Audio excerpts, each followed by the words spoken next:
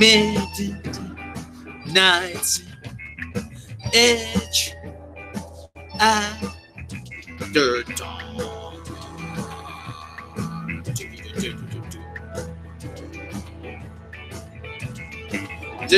Hey everybody, how's it going out there? It's a snow day if you're on the East Coast. Yeah, welcome to Midnight's Edge after dark in the afternoon. It's like I said, it's a snow day. I'm of course Narry Spring, Rob Robot Shulman. Yeah, good morning. With me is Mr. Tom Connors. I'm Wilfred Brimley. Yes, and Wilfred, of course. How can we forget Wilfred Brimley? He's always with us, in spirit, of course. Oh, it's just you and I, so it's kind of a... Yeah, it's a sausage fest, yeah. Yeah. Mecca had to go out and do some things, so... We're just hanging out, going to talk some news. Got a lot of it to go through, so... I'm going to try to take you through as much as you can. So, all right, everybody. So, anyway, yeah. So, welcome once again. Midnight's Edge After Dark is brought to you for a live studio audience, but not really. So, okay. Yes, we are being deliberately clickbaity with that thumbnail. Maybe it wasn't such a good idea to. I suppose I should probably get that up since you're talking about it. To tell you. Yeah. Zachary Quinto still hopes to return for a fourth movie. So, comicbook.com, Star Trek 4 has been shelved, but Zachary Quinto. I hope I get my mail today too, but we'll see what happens first. Well, you know the old saying: rain, sleet, snow, or dark of night. That's what I'm saying. I got more of a chance. Yeah, I got more of a chance in a foot and a half of snow of getting my mail today than Quinto does of getting his Star Trek 4. But continue, Rob. I'm sorry. Yeah. Well, like I said, unless Newman is your mailman. Rain. I don't deliver mail in the rain. Rain, sleets. No, it's the first one. Yeah. Okay. Star Trek 4 has been shelved, but Zachary Quinto still hopes another chance to play Spock. Quinto attended the TCA Winter 2019 press tour to promote his upcoming AMC series NOS 4A2. Speaking to Slash Film, Quinto confirmed that the plans for Star Trek 4 have been scrapped. I mean, it's a broad conversation that we've been having for a while in terms of what's the future of the franchise. Quinto said it's in process, so I don't know exactly what to say other than there's no plans for a movie happening at this moment. Even so, Quinto says he's holding out hope that a fourth Star Trek movie will happen eventually. I would love to, he says. I feel like it's been an anchor of my creative life over the last 10 years, so I can go back to it. I'll always be happy to. I love my Star Trek family, so we'll see how it goes. And it goes into Star Trek 4, hit a roadblock. Okay, we've covered this all in Midnight's Edge. How curious. So, Quinto's co-star Carl Urban said at the convention that he still has his fingers crossed that he'll get to work with Tarantino on Star Trek. You know what? You have as much information as I do, Urban said. All I can really say is that if it does happen, I'd be thrilled to be a part of it. And fingers crossed that it is going to happen. And really beyond that, I have heard nothing further about any developments on that front. I know he's directing Once Upon a Time in Hollywood at the moment, so he's going to shoot that. Do post-production, so any prospective Tarantino movie is a little bit off in the distance, but I think it would be grand. I'd love to do it. So do you hope? Okay. Okay. So like I said, we kind of were deliberately clickbaity. Okay. But yeah, I can see, don't give people false hope. And as Gary says over on Nerdrotic, hope is not a strategy. Tom, your thoughts? Dupa. Well, anyway.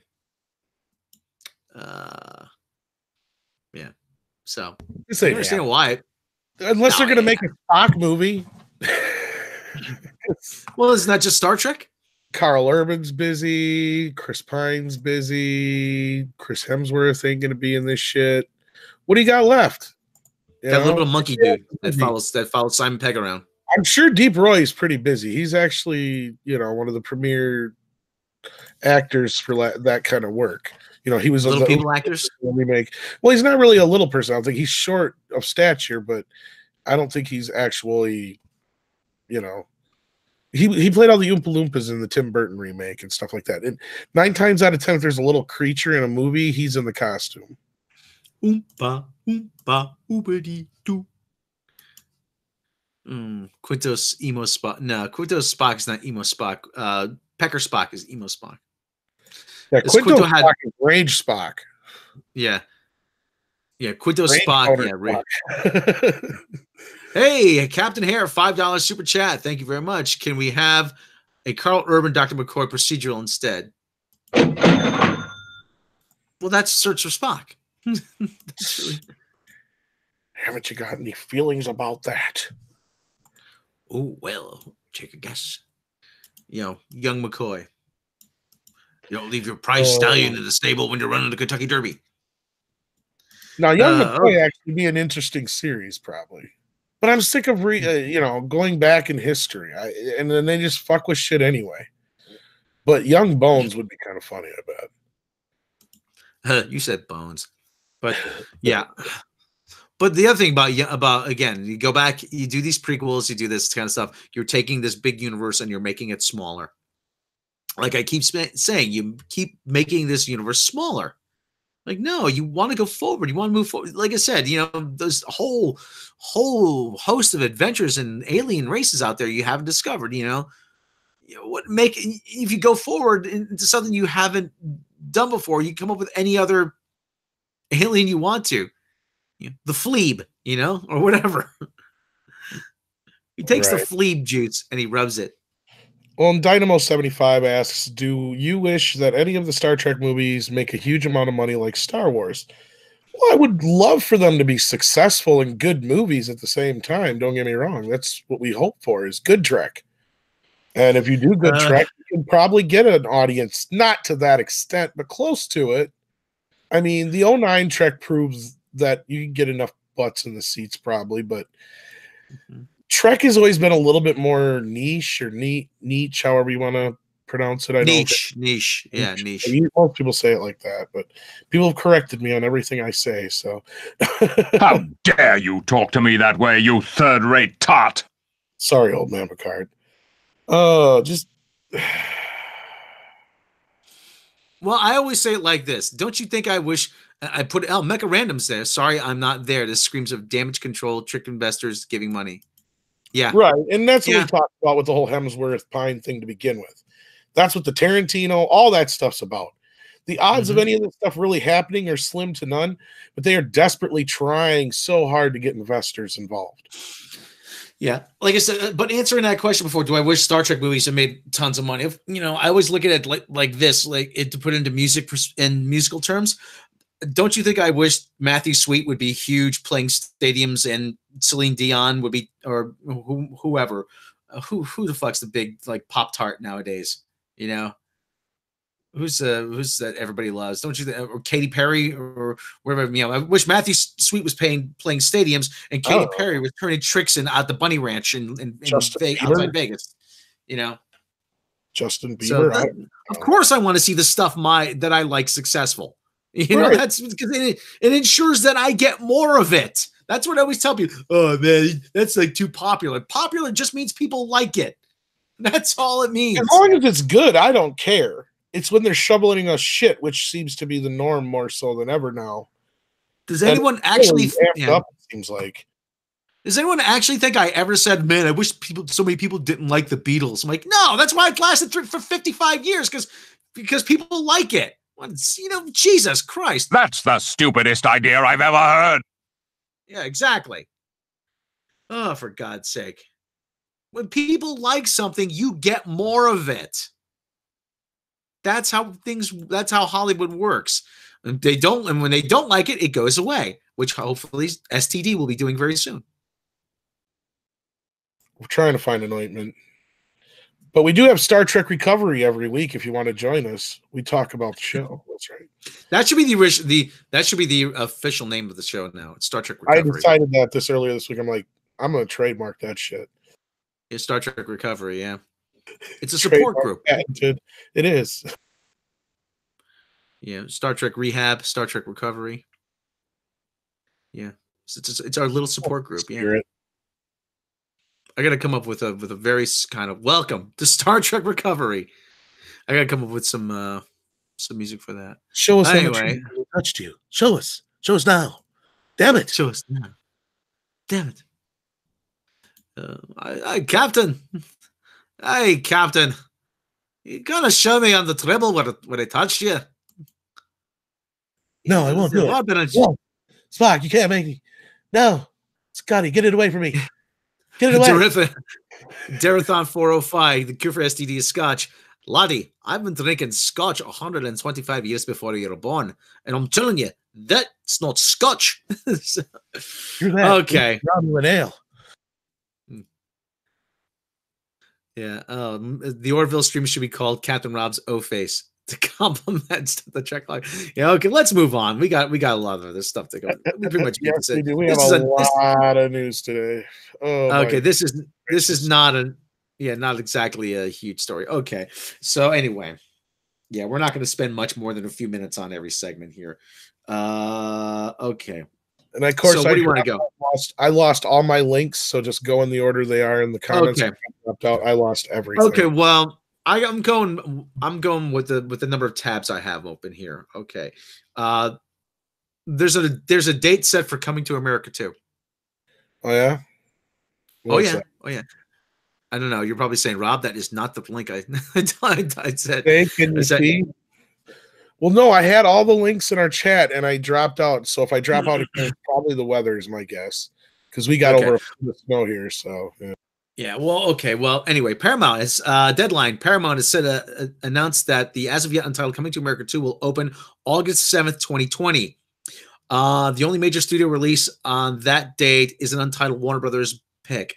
Craig Brewer is set to direct the sequel to the 1988 blockbuster comedy. Eddie Murphy is poised to reprise his role as Akeem, the pampered African prince who became bored of potential marriage partners in a kingdom too in awe of him, and who traveled to Queens to go undercover to find a strong-willed woman who he could respect.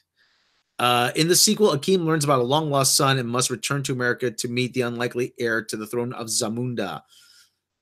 Kenya Barris is writing the script by the original Coming to America writers, Barry Blostein and David Sheffield. Murphy is producing with Kevin Misher, and Barris is executive producing. Original cast: Arsenio Hall, who played Princess Aide Semi; Sherry Hetty, who was courted by the prince when he went undercover as a fast food worker; John Amos played father; James Earl Jones. Okay, hopefully they're all going to be back. Well, okay, but you know what? Just don't make Akeem an idiot. That's all I ask. Well, this makes no sense because I'm like 99.9999% sure he didn't sleep with anybody when they were in America. Now, Akeem on the other, Semi on the other hand, I'm sure he did. So that's probably the big twist at the end, is you find out it's Semi's kid anyway. Yeah.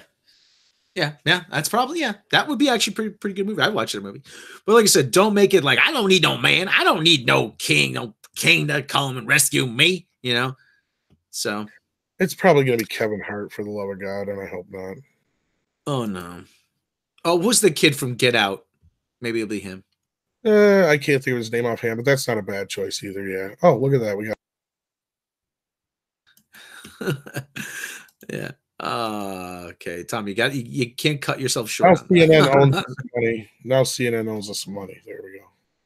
CNN, why do they owe us money? Because they just blasted an advertisement on us. I grabbed it because it was the first one that popped up, and anyway. This is CNN. Okay. All right. I haven't got much more to say about this. Hey, well, at least there's a connection there with James Earl Jones. But yeah, well, looking forward to it. Hopefully it's decent. What do you got? We haven't had a huge comedy in a long time. You know that? Well, and that's just it. How are they going to get away with half the shit they did in the original? All that would be considered, un-PC or whatever now, however you want to call it. Yeah. Yeah, like I said, you're gonna have to, yeah, that's what. And Susan Layton from 1420 1428 Elm, I think that's it. Nerdrotic, yeah. Yeah, Nerdrotic. She says, she was watching something. I can't remember what it was, and she said, "Yeah, can't do that anymore. Can't do that anymore. Can't do that anymore. Can't do that anymore." Thank you, millennials. You've ruined comedy. Pretty much. We'll have more about to say that about later, okay? Because there's another story that kind of relates to it. But let's go on to another movie news, right. actually. So let me just take a look at my notes here. So Queen, the Bohemian Rhapsody. I still haven't seen it. But there's a story about here. Queen's Brian May says Bryan Singer is not the director of Bohemian Rhapsody. So are you surprised at this, Tom? Not really. And you're in luck because it actually comes out on video today. Oh, goody. Am I going to get it in the mail, though? That's the big thing I'm wondering about. I'm freaking out. Okay, well, I'll give you a little song. I'll give you a little song. Can anybody find me somebody to love? I can't hit that note. That's the note I can't hit. Lord. I was doing the harmonies with it, kind of trying to keep it. I get up each day and I will. Can hardly stand on my feet. Take a look in the mirror and cry. Rob's having shook. Rob's having shook. I can't get no relief. Somebody. Now you know why I was never a singer. Anybody find me somebody love? Okay, well, let's go on with the story. One of the legends behind the band and a new movement in the music industry, it's entirely Queen lead guitarist Brian May. Smart, he is a smart guy too. Speaks to the press about director Bryan Singer while attending the 2019 BAFTA ceremony in support of the Queen biopic Bohemian Rhapsody. May spoke to the press on the red carpet about Singer's alleged sexual misconduct. It's nothing to do with us. He hasn't been the director for a long time, May told the BBC, in reference to Singer being let go as director near the end of filming. He was sacked for a very good reason, but not by us, by Fox. So it's a very arm's length thing for us. The only reason he's on the movie is his guild forced Fox to do this. Technically, really, he's not the director of the movie. That's just life. Guilty or not, it doesn't look like Singer's winning any popularity contest anytime soon. So very interesting turn of events, which really kicks me in the nuts because, and I remember talking to Andre about doing a possible Bryan Singer kind of mini documentary a while back that would go from him being removed from X-Men, moving on to Bohemian Rhapsody, basically being kicked out of that or fucking that all up. And now we're talking about reviving it between this and the Red Sonja news. So hopefully there's some interest in possibly a mini documentary in that. And it's going to get into some areas we don't normally get into, I'm sure. So it might be one of our more risque ones, but or maybe that's not the word I'm looking for. Salacious, but not really. I don't know. I don't know the word I'm looking for necessarily, but it's going to probably cover some ground we don't normally get into on Midnight's Edge. Stuff we kind of skated around in the past to avoid, but it's almost unavoidable in this case. Yeah. Like you said, stuff we don't normally, don't cover. Lurid. Thank you. That's like, Captain April.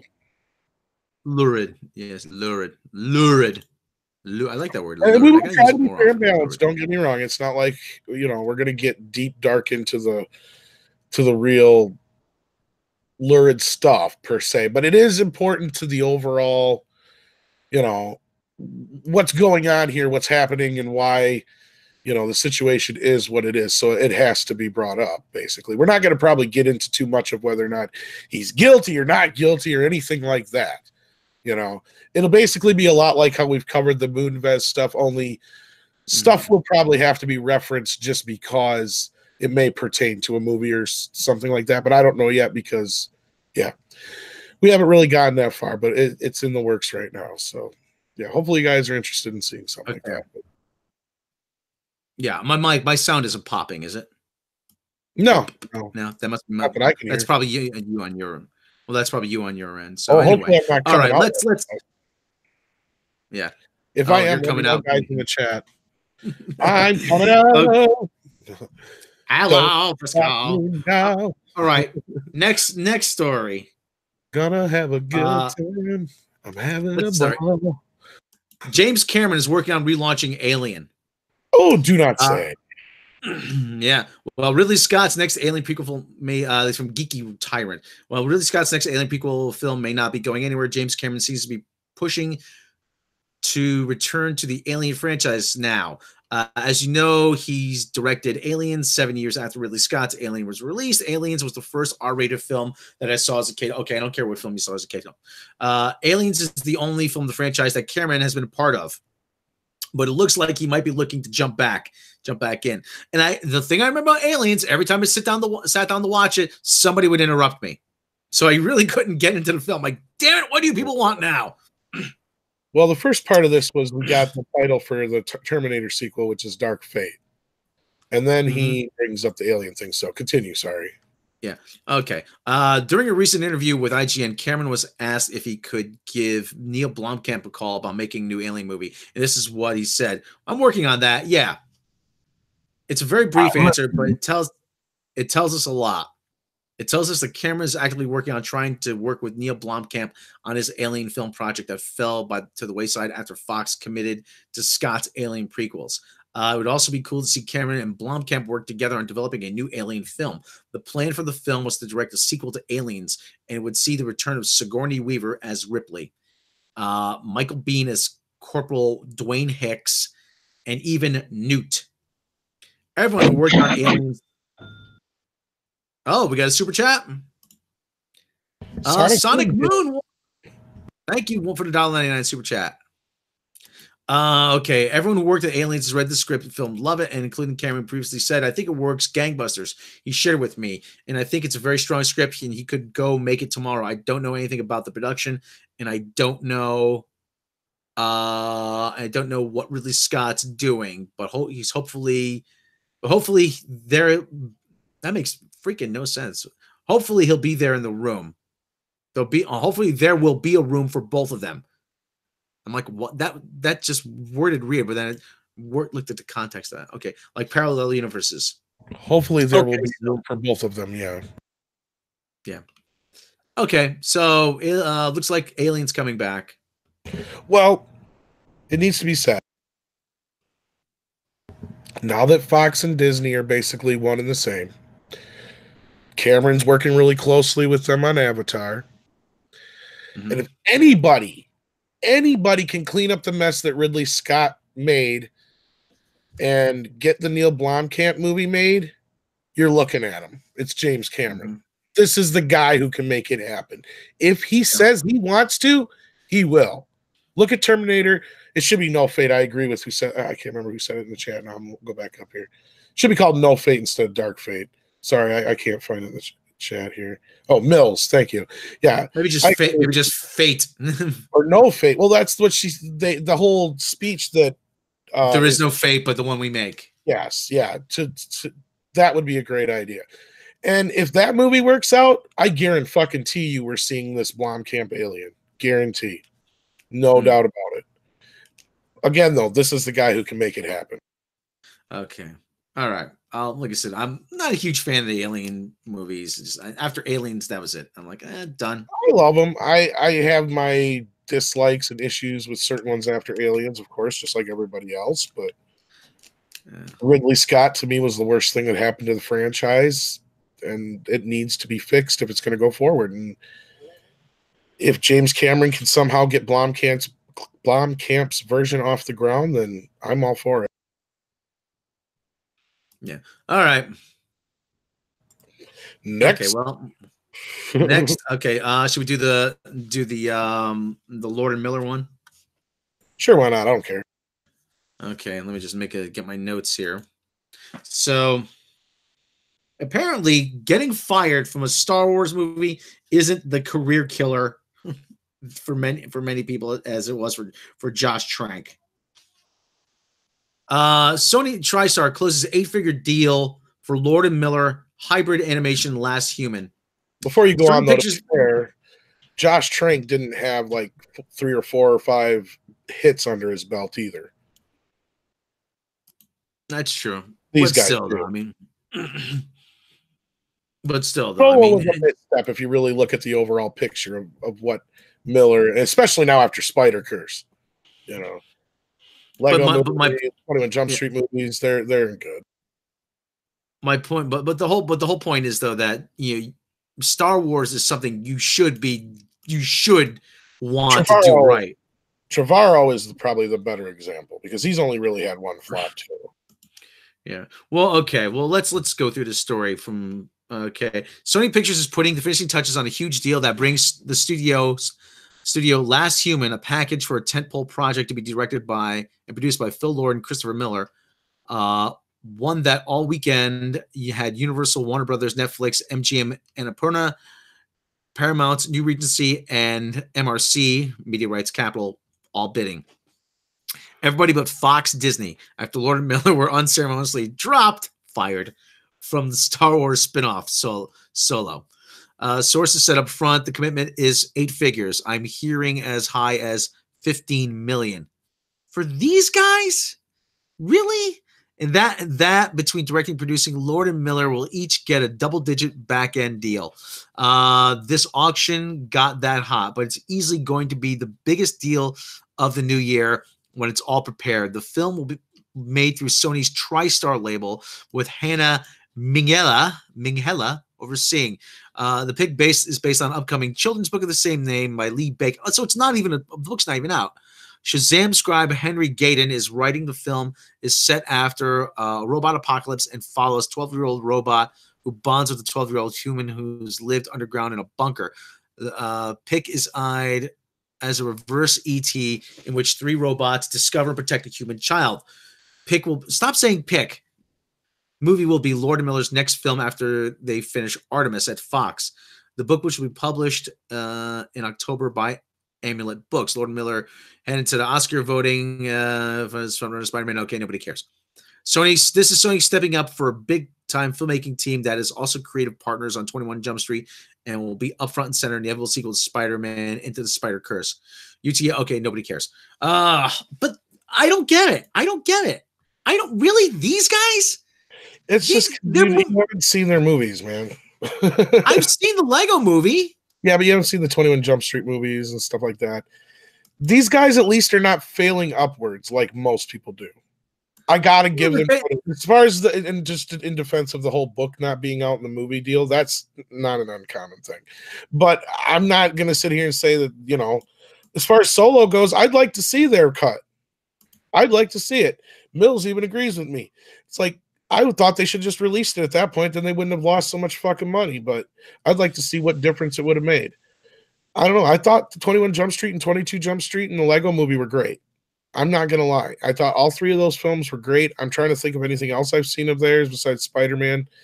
And that I personally haven't seen with, but that just seems like you and I are a minority on the internet when it comes to that. So sure. I'm not you know what killed interest in 21 Jump Street for me? 2 words: Jonah Hill, or as he's better known as Seth Rogen Jr. And actually, it's what's his face who steals the show anyway. So Channing Tatum. Yeah. So and it's great. And especially if you're a fan of the original series, there's tons of callbacks to it. And I don't want to spoil anything because anybody who's a fan, if you're a fan of the original series, don't take what 21 Jump Street looks like on its surface for what it is, because it won me over. I was against it at first, and then I saw it and I was like, this is fucking hilarious. And it pays respect and homage to the originals. And 22 Jump Street is almost as good. So, but it's the whole, it's like all right, look, listen, Phil Lord and Chris Miller, they used to be writers. They used to write sitcoms. They were writers for first season on They were writers on the first season of How I Met Your Mother. Okay, and that is good. Actually, that is actually one of the best, most well-written sitcoms I've seen in ages. Let me just see something. Hold on, I'm gonna see some season. There was one episode. Did they write How I Met Your Mother, season 1, episode 10, episode Pineapple Incident. Okay, Pineapple Incident. I'm wondering if they wrote this because this was actually a very well written episode, and no, it was not. Carter Bays and Craig Thomas who created it.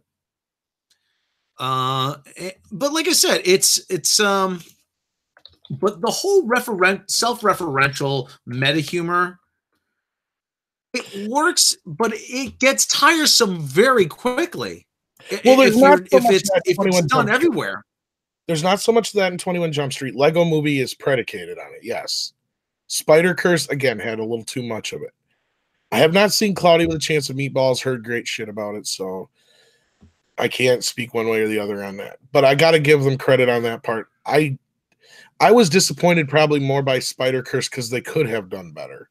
But again, I know I'm in the minority on that, so I just didn't laugh. I didn't think it was that funny. Mm-hmm.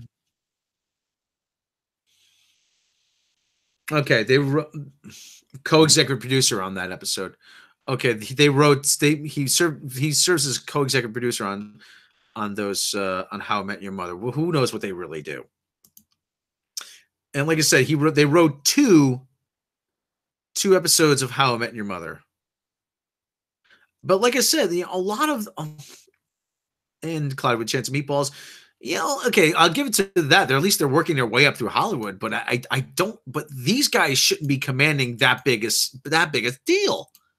I'm sorry. For Sony, this is a deal for Sony.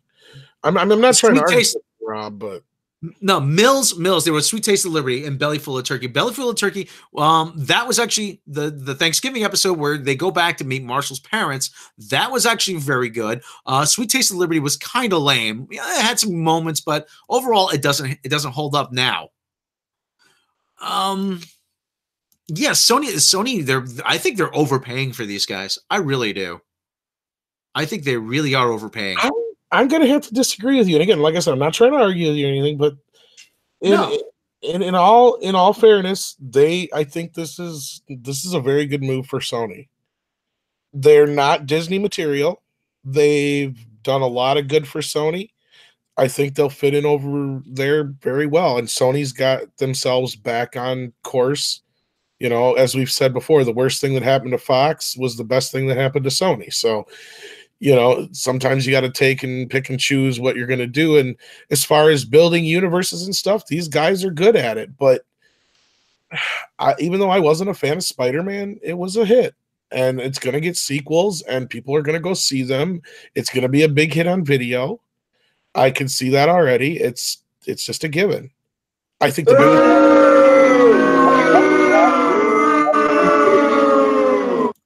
I don't agree with it either, but it's just the way it's going to be, I think. Well, like I said, I'm of the opinion that they're overpaying for these guys. That they need somebody. They need somebody, and these guys, and they're banking on this to be a tentpole movie for them. The only thing you have to basically admit to me, at least, in my opinion, is that when it comes to Solo, we did not get to see what they did. So we cannot fairly judge whether or not what they were doing would have been better than what we got.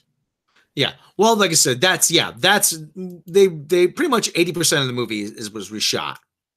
Right. So that's what 80%. Who's to say what they shot wasn't 10 times more entertaining than what we ended up getting? Mm-hmm. Yeah. Like I said, and I think. Yeah, Film Fantastic says Sony's back on track with Venom and Spider-Man movies. I think Venom and Spider-Verse has put them in a position where they can overpay. I did see Venom, and Venom's not that bad. It's not great, but it's not that bad. It's basically what a lot of people said it was. It's really on par with like a 90s superhero kind of movie. It's basically what I would have imagined, close to what we would have gotten years ago if they would have done it. I'm pretty sure this is probably the same script like we reported in our mini documentary that they were going to do years ago. But it wasn't horrible. It was a lot better than Spider-Man Into the Spider-Curse, I'll tell you that. Yeah, well, like I said, it's just we'll never see that version of Solo because I guarantee they got the. I think they got an insurance claim on it. That's why, and that's probably why we'll never see it. And that's probably why we'll also never see Snyder Cut. Something we never really bring up when that gets brought up either is probably because Warner Brothers managed to pull off some kind of fucking insurance deal to where they didn't lose so much money in it. Mm-hmm. Well, anyway. Yes. What's the next one? Go to hell, you mutant offspring of comedy people. Yeah, so that's right. What do you got next on the docket for me? Okay, we got actually. Let's keep it a little bit more movie thing. David Leslie Johnson has told. Let me consult my notes here. There's about the Aquaman sequel here. David Leslie Johnson. He's got 4 names. David Leslie Johnson McGoldrick. Who has 4 names to write Aquaman sequel? What the? This guy's got 4 names. Frequent. This is actually from the Wrap. Frequent James Wan collaborator David Leslie Johnson McGoldrick. 4 names. We'll just call him Dave. Okay. You're a little too high. The guy has 4 names. What kind of asshole gives himself 4 names? Oh wow, the Wisconsin Gazette wrote about the Aquaman spinoff. That's bullshit. But anyway, here we go. I'm trying to find the one that I can't find it. Anyway, frequent James Wan collaborator Dave has been tapped to write the Aquaman sequel. The Wrap has exclusively learned. Dave co-wrote the first Aquaman with Will Beal, based on a story by Jeff Johns, Beal, and James Wan. Wan and Peter Safran are producing. Aquaman has grossed $1.12 billion worldwide, becoming Warner Brothers' first billion-dollar box office hit since The Dark Knight Rises, 2012. It is also the first billion-dollar release from the studio, other than a Disney or Universal, since Transformers: Age of Extinction, 2014. The road to $1 billion began with the film's release in China on the first weekend of December, when it opened to a studio record $94 million. Warner Brothers did a significant reshuffling of their DC Studios division after disappointing results of Justice League, which served as Aquaman's big screen introduction, but only made $657 million worldwide, despite also featuring Superman, Batman, and Wonder Woman. News follows last week's announcement that Warner Brothers is developing Aquaman spinoff, The Trench. An individual with knowledge of the project told the Wrap. Screenwriters Noah Gardner, Aidan Fitzgerald have been tapped to write The Trench.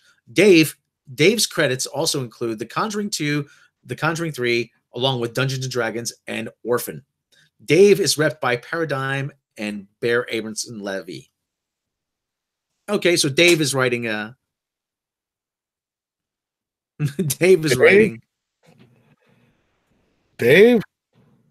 Dave's not here, man. Oh shit. I haven't got much. I still haven't seen Aquaman. I have to see it. I'm not surprised. I've been just hearing that there's a lot of rumblings about this spinoff and all that other crap might be bullshit, but we'll hear how it goes or see how it goes anyway. Well, there's another Dave in the news, but do we want to cover the Marvel one first? Sure, let's do the Marvel one first. Okay. We got so much today. And we're moving pretty good clip. Hulu wants to save some of the Netflix series. Hulu exec interested in saving canceled Marvel Netflix shows from the MCU exchange. Ever since dissolution of Marvel shows on Netflix and relationship of what was once the pinnacle of superhero TV, fans have looked to Hulu as a new potential home for canceled shows. When asked about Hulu becoming the new home for likes of Daredevil and Friends, Hulu exec Craig Erwich had this to say: Marvel has a ton of titles we'd be interested in. It just kind of depends. It kind of just depends on when they're ready and who, most importantly, is going to be behind things. Last night's announcement that Hulu and Marvel TV were partnering to develop adult-themed cartoons featuring various characters gives credence to such a possibility. Jeff Loeb, is still executive producing all content under Marvel Television. So it's likely he would still be involved with these shows should they arrive at Hulu. Big question is whether Netflix would sign off on such a deal, despite the Marvel shows getting canceled. There are still plans for Netflix to continue to stream these shows in the coming years. So, okay. Yeah, not much more to go on that, but it's something to hope for. I'm not sure if they can. I'm sure there's some kind of clause, which is why it's kind of a pain in the ass or a stick in the ass to Disney and Marvel for Netflix canceling all these shows on them. So I'm sure Netflix has a stake in them and they can't move them anywhere else for a set amount of years. I'm willing to that. Sebastian Simonson, does Disney not own Hulu with Fox deal? No, they own a majority stake. Now they will own, like 63% or 64%. I think it is. Universal still owns a bit, and I can't remember who else owns the other part. Yeah.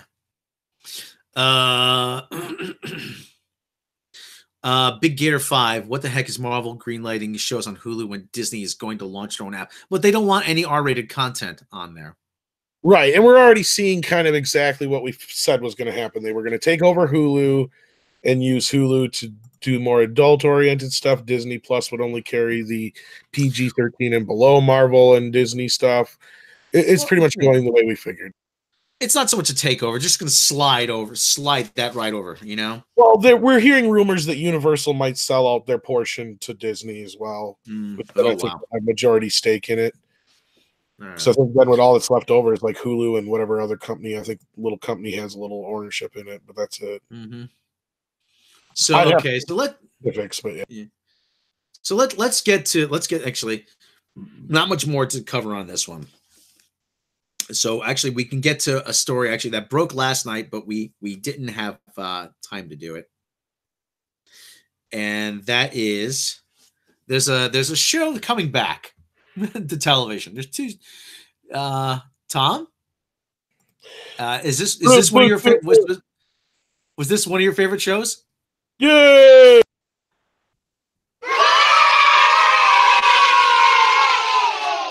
Crank Yankers is coming back to television. I know you know the fucking theme song. Sing it, Rob. Come on, cause we're having a ball. We're just making some calls to strangers. Come on. I can't remember the rest of the list. Oh, you know enough. But it does. But it doesn't really matter. No, it doesn't really matter because we'll all be doubled over with laughter at the expense of others, maybe even your mother. Won't you join the Crank Yankers tonight? How are we going to get away with this, though? I'm so jazzed. I don't know. How are they going to do this? No. Kimmel, Corolla, and the other guy that was did it with them. They're gonna be the one to do this. But hopefully they're going to bring back Wanda Sykes and what's David Spade got to do with it now? Well, David Spade, he's actually going to have a return to with a late night show on Comedy Central. Well, yeah, he's producing this, isn't he? But yeah, actually, Variety. David Spade is returning to late night TV in a bid from Comedy Central that will shake up the way the network does business around midnight. David Spade, the comedian once famous for delivering the Hollywood Minute during the Weekend Update segment on Saturday Night Live, will devote considerably more time to going forward to the Viacom-owned network, where he will later this year launch a new late night series that will follow the network's flagship, The Daily Show. Hey, it's not me. It's not me. Okay, the audience, our live studio audience doesn't like him. At 11:30, Spade will go head-to-head with opening monologues from NBC's Jimmy Fallon, CBS Stephen Colbert, and ABC's Jimmy Kimmel. The series marks the first time in years the network hasn't sought to follow The Daily Show.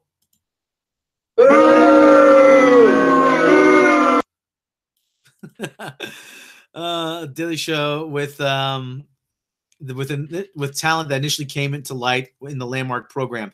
In recent years, Comedy Central has stocked 11:30 with Stephen Colbert, Larry Wilmore, and Jordan Klepper, all of whom first rose to greater renown, interacting either with former Daily Show host Jon Stewart or current one, Trevor Noah.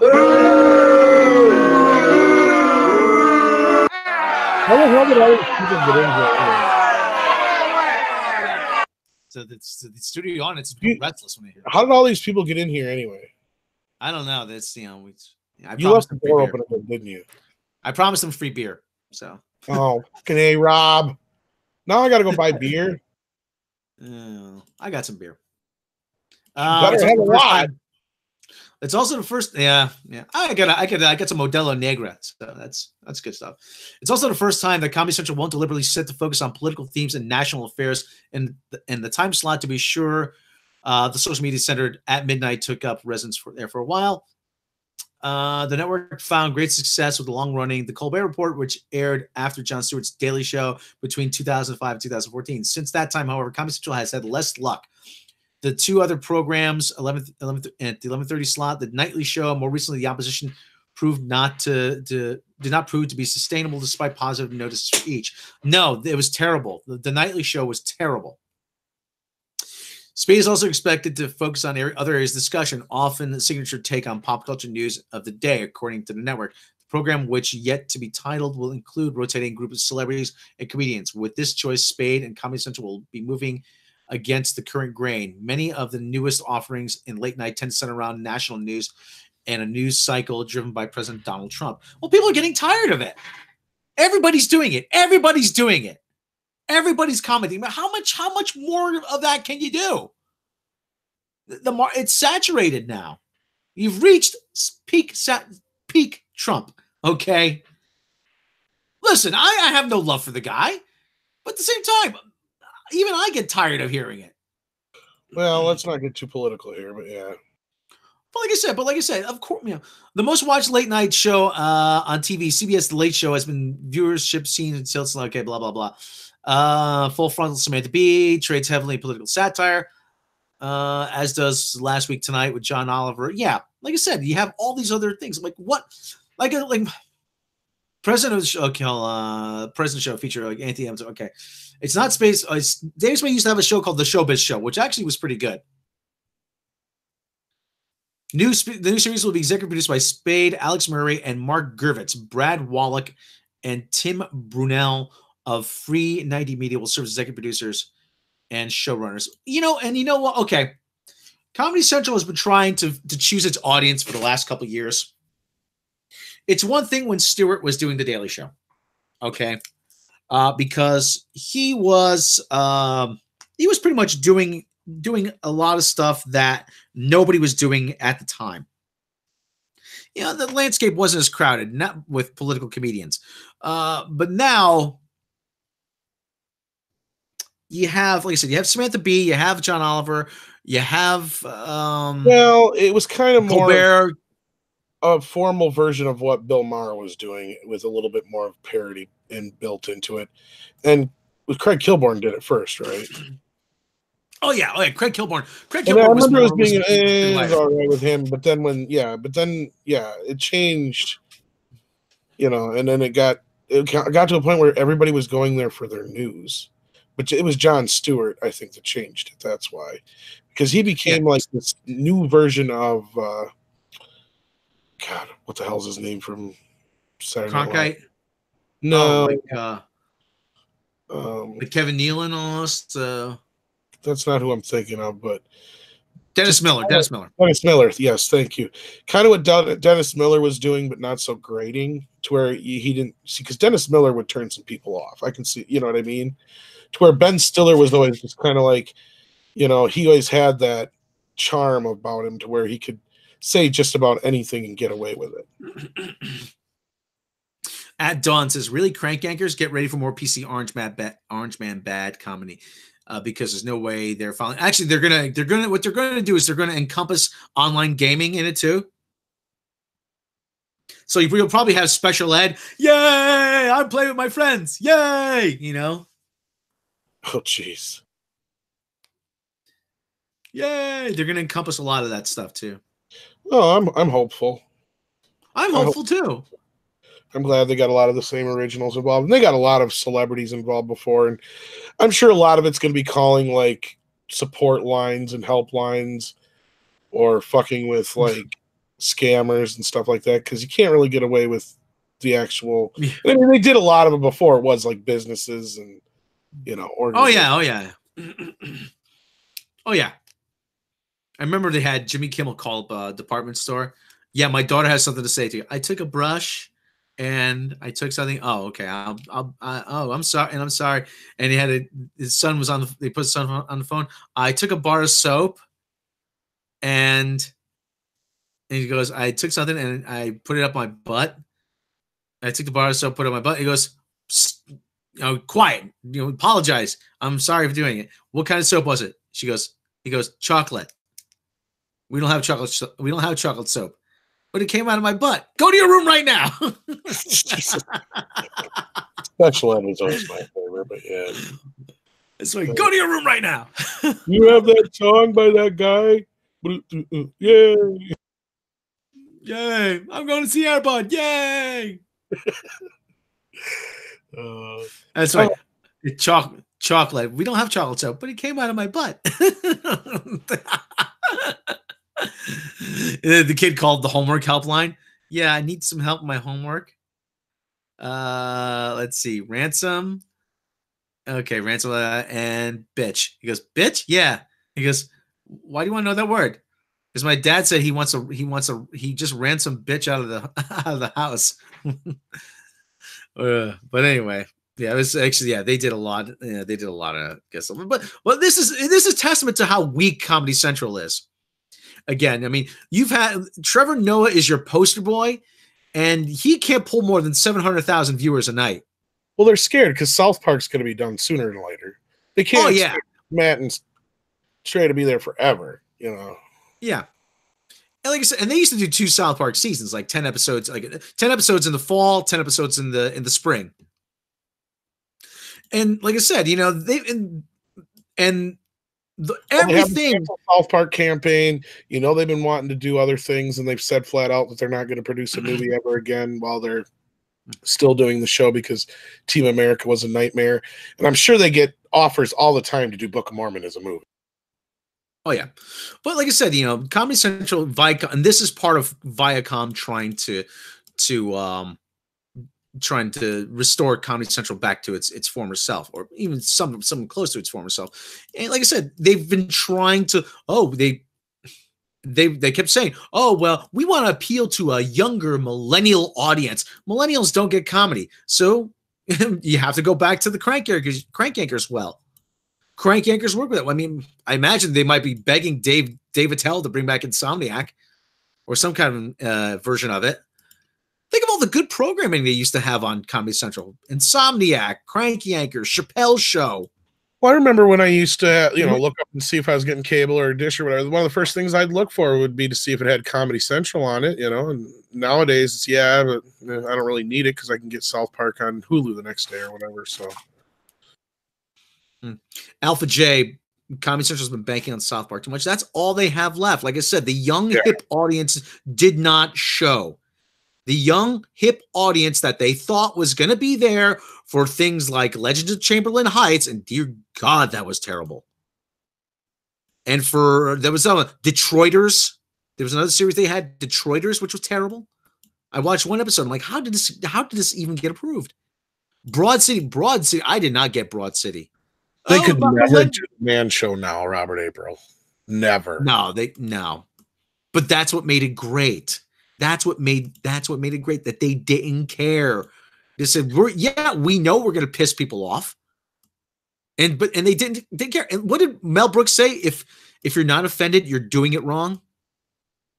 Was that Mel Brooks or was that George Carlin?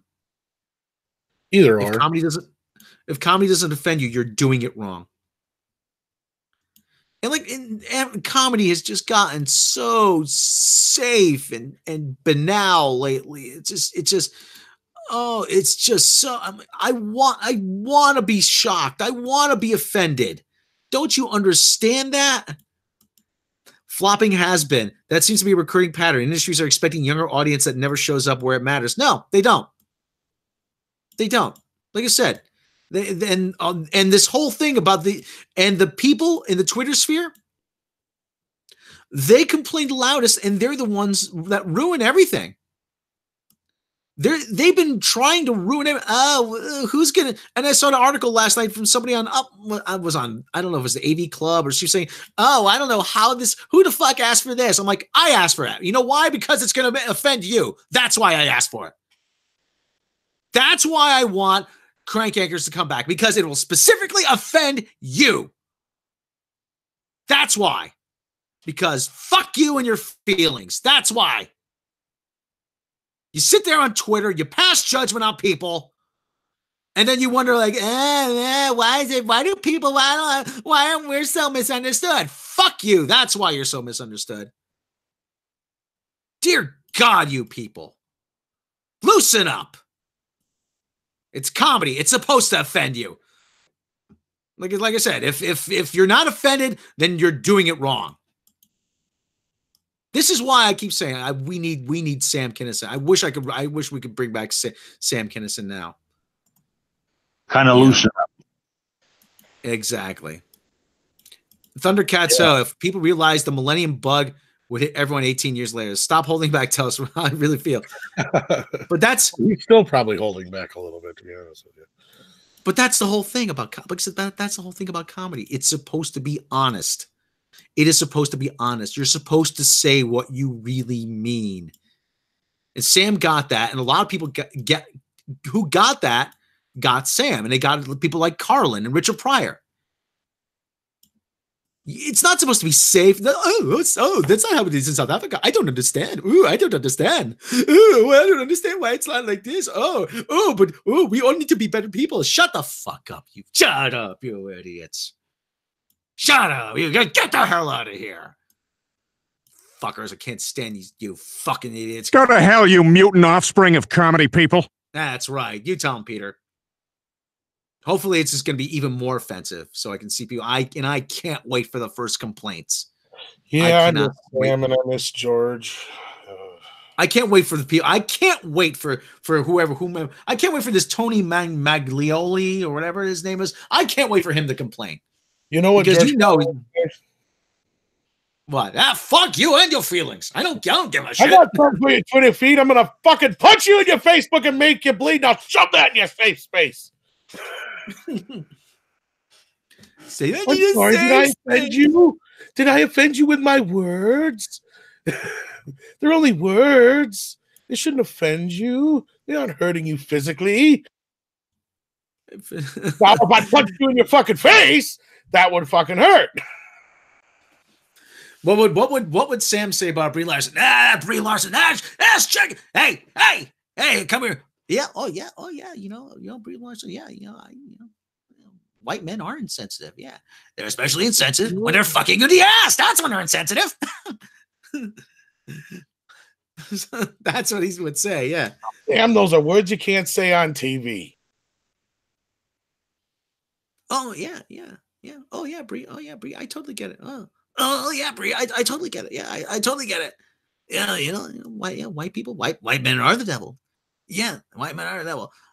That's why a white man gave you your job as an actress, you idiot.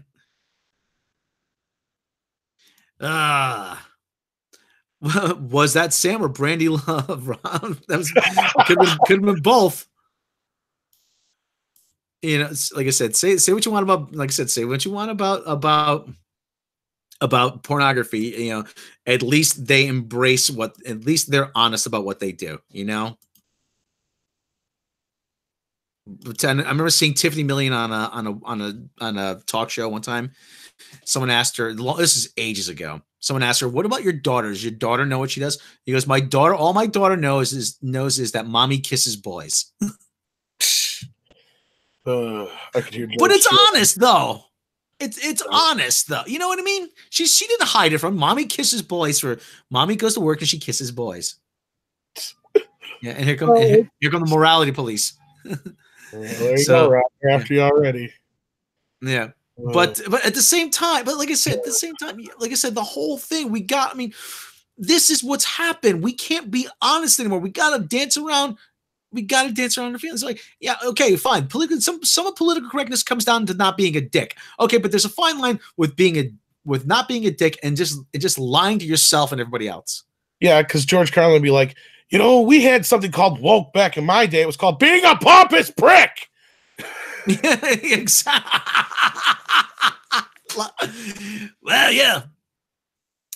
Bree is such a vapid idiot. The Stanley tribute is the post for how self-absorbed. Yeah, because it's all about her. Like I said, you know, I wish I would duct tape Brie Larson to a chair. I would tape her eyes open and I would play her every Sam Kinison HBO special until she begged me to stop. I really would. Fuck your safe space. I'm putting my stuff here. Fuck your safe space. I'm putting my stuff here. Yeah, exactly. I would, you know, as soon as like I said, as soon as Sam went into his bit about anal sex, you know, oh no, you're right. No, you're right. You know, I have a tiny dick. That's why it's not gonna hurt when I shove it up your ass. You know. Oh no, you're big. I want to treat. Remember what Sam said? I want to treat women like shake and bake bags. So he goes, my idea of a date is, you know, is take her out for a couple of drinks, you know, take her back to her place, have sex with her, come on her back, steal $30 from her purse, and then jump out the window. Hey, what's on my back? Where's my money? Why is the window open? Son of a bitch. Oh. But anyway, like I said, I'm hoping for Dennis Leary to do this. No, Sam would not make it today. You're right. Sam would not make it. Well, $30 back in the 80s was a lot of money. Yeah, $30 back in the 80s. That was after that. He's just doing it in his head, but still, that's out of all that, you get that. Okay, I'm not even gonna. Yeah, I'm gonna burn yours. Sam, like, I'm gonna burn your fucking space on the ground. Oh, yeah. I'm gonna piss it. Date girls. Honey, it's the guys. Is your safe space stop my piss? Yeah. Cross on your leg. Do we have any more? Only date girl.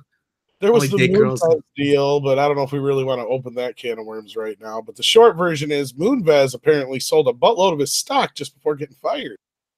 Fatty corpuscle. So there seems to be an investigation going on, I suppose. You suppose? Oh boy. Oh, okay. Oh no, another one of Les Moonves' victims has come forward, Tom. Oh no. And okay, you gave an interview and you had this to say. Shut up! You had your finger in my ass. Oh, I feel sorry for that guy. Yeah. Burn all safe spaces to the ground. All it does is it shelters you from reality. That's nasty. Lenny Bruce, Sam Kinison, George Carlin are spinning in their graves over the current censorship. Yeah, like I said, because we all raised our children to be special. We all raised them. You know, you're special. You're special. There's no one else like you. There's no one else. There's no one else. You're going to do great things. You know why? Because only you are this special. Really? Really? I'm special? Yeah, you're special. And you know what? You don't have to listen to anyone who tells you you're not special, because I know you're special and you know you're special.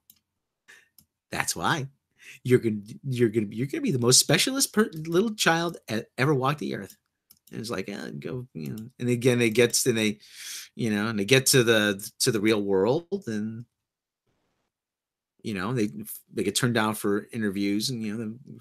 Then they learn how not special they are. And he goes, I'm going to go to Twitter. I'm going to demand that person to be fired, you know? And then that's could you lick my balls? Oh, for God's sake. Say Spade bullshit like a unicorn. You know, actually, they did a thing about that on Community. Says Jeff Winger, Joe McHale's character, always grew up being special. Oh yeah, you're special.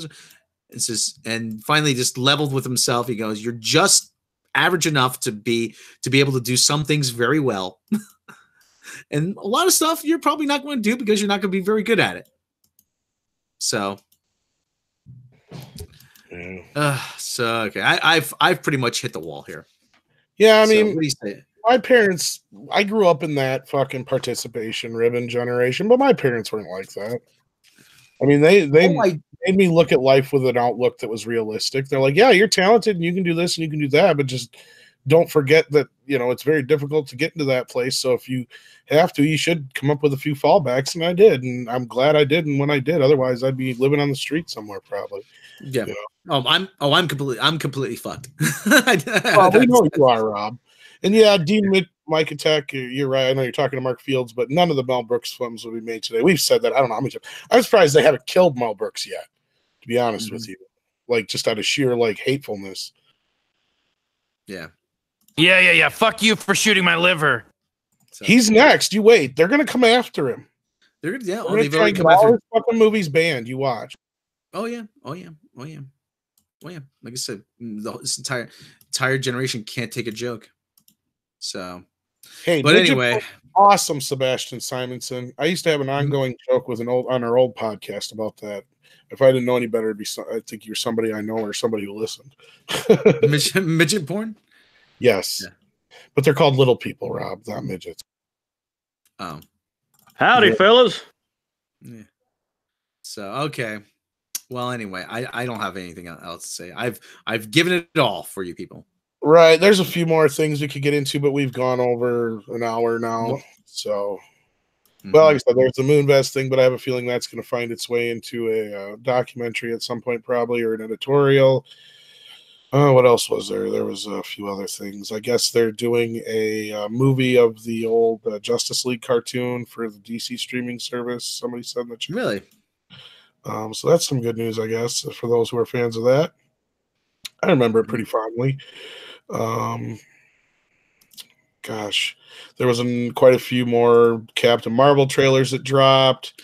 I don't know the logistics of it, but I guess speaking of Brie, I didn't want to bring her up because I know it just sets you off, but I guess woman, something in the press about that pissed off white guys. I don't know what it was exactly. If somebody knows in the chat, let us know, but I didn't really want to get into it, but yeah, that's about the size of it. I'm sure there's more out there to get into, but we've already got such a chock full show today as it was. Yeah, Captain Mayonnaise speaks.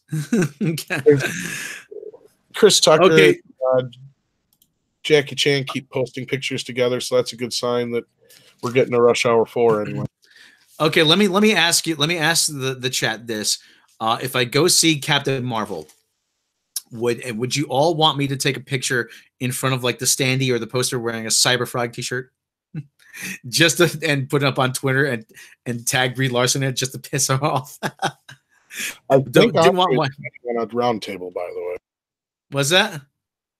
I think Andre's planning on a round table, by the way. Jackson Putman is that kid. Rob's that kid in class middle school who always makes jokes that no one laughs at, and when he finally says something funny, he runs into the ground. Yeah. I always do.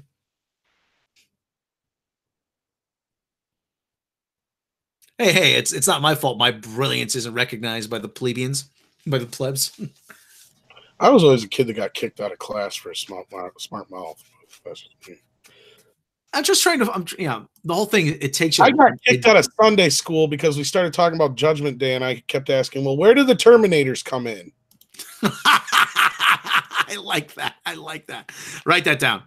I got kicked out, and then I got, like, for a week, and then when I came back, and this is a true fucking story. Come in, and I sat down at my desk. Teacher just kind of looks at me. I reach into my pocket and I pull out an endoskeleton and I set it right on the front of my desk. She goes, "Just get out, Tom." Like a figure of the endoskeleton. Bloody peasant! She's like, just get out, Tom. I'm not even going to start with you. I'm like, all right. Got out of Sunday school again. Yeah. Oh, that's good. That's a good one. I wish I would have thought of that. Where the Terminators coming? That's good. Well, I was getting bored. I'm like, okay, where do the Terminators come in? She's like, Tom, that's a movie. I'm like, I know, but hey, I had a good argument for a 10 or whatever I was, 11, 12, whatever it was. It was after Terminator 2 came out. I know that. You're a loony. Okay. All right. You don't even want Nihilist says I rule. You don't even want to even start on what I would do in school. Yeah. So I always say, listen, if you're good at sports, they call you talented. You're good at numbers, they call you gifted. If you're good at art and stuff like that, or music, they call you creative. If you're good at making people laugh, what are you called? A disruption, a distraction. Yeah. So okay. All right, boys and girls. All right, kids. Put a cap on her. Yeah, let me just get enough news. Choke a horse. I got a shit ton of snow to shovel. Oh yeah, actually, it went pretty smoothly actually. So maybe you like what we do. I'm expecting a package today. Actually, oh geez, me too. That's why I said I'm expecting Bohemian Rhapsody and some other stuff. So I'm like, oh man, I'm expecting a snark tuner actually. One of those clip-on tuners that you tune your guitar by vibration. Those are cool. You should good vibrators. So, well, anyway, like I said, let's see if we can get Brandy Love on here. Toaster porn. There's toaster porn too. Now you got Rob intrigued, I'm sure. Brandy Love, yeah. Well, she's kind of like my age too, so No, toaster porn. Oh, toaster porn. Toaster, TOASTER, toaster. Oh, toaster porn. Oh, I wonder what that's about. Okay. Yeah. To Pornhub. Now you gave Rob something to do for the afternoon.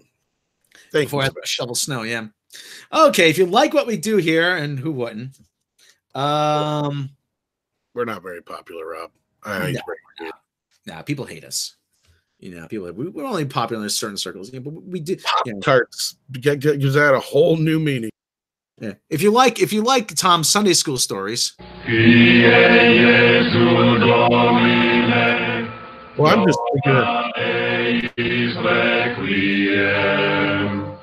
just thinking of Pop-Tarts. You third-rate tot. So anyway, go over go and hit the subscribe button, hit the like button, hit the main channel, hit subscribe and like over there. Head over to Patreon. You can get all kinds of bonuses. You can see bloopers, outtakes, a lot of episodes. Get early notice of upcoming videos. My 10-minute stand-up set where I run many jokes into the ground. And more. You can support the show for as little as $1 a month. And if you don't have the means to subscribe to the show on Patreon, please click subscribe on YouTube. Click the bell icon so you're notified of all the latest shenanigans, because we cannot do this without you. Isn't that right, Tom? Well, we got to do it with somebody. No, we can't do it without you guys. And I did see the Tolkien trailer, Adam Mulford. Did you see that, Rob? No, I didn't see it. They've got a biopic about J.R.R. Tolkien coming out. Looks pretty good. It's all right. He was an Oxford professor of linguistics. Well, we love you too, Mark Fields. Yes, we do. But can you imagine like Oxford? Okay, British universities are really stiff and rigid, phrasing. But they are really kind of, and all his friends are academics. And are you talking about me, Rob? Yes, I am. Stiff and rigid, I figured. So anyway, can you imagine though when he wrote The Hobbit? Because he wrote in the 30s. In the 1930s, and he, wrote it for his son. It's a fairy tale for his son. I can imagine like all his buddies, John, he goes, writing all these books about little people and magic rings, man. Come on, you're a professional. You're still very learned professor, man. Why are you wasting your time with this? I can imagine. This will be remembered long after you guys. Can you imagine? And he's probably having the last laugh up in Harry. Nonsense. Exactly, yeah. So bunch of fairy tales, bunch of simple tricks and nonsense. Dragons. You're gonna be a trash can when I'm done with you. Okay, all right. everybody. Thanks for joining us. Like I said, it's a snow day here in the Northeast. It is here too in the Midwest. Every day's a snow day where you are, though. Yeah, except for June or July, usually. Son of a bitch! Pretty much, Ryan. Pretty much. Damn it! Stop hitting me! Oh, we always like hitting Ryan Johnson when he's down. Ah, that hurt, you butt licker! Thanks, everybody. We'll see you next time. Well, I got a Loquacious Primate says, love the main channel video about Prime versus Canon. I wish there was a non-circumstantial piece of evidence to prove it to those that refuse to connect the dots. In that video, there's an article from Newsweek that basically promotes right in the headline that if the CBS Paramount merger happens, it would unite Discovery and JJ Trek with the old Star Trek. So find that article, and that could be of use to you. Thanks again, guys. Where's it from again? Just say one time where it's from. Newsweek had it up. It talks about the merger. Okay. All right. So you know where to look for. All right, guys. Thanks a lot for joining us. We'll catch you next time.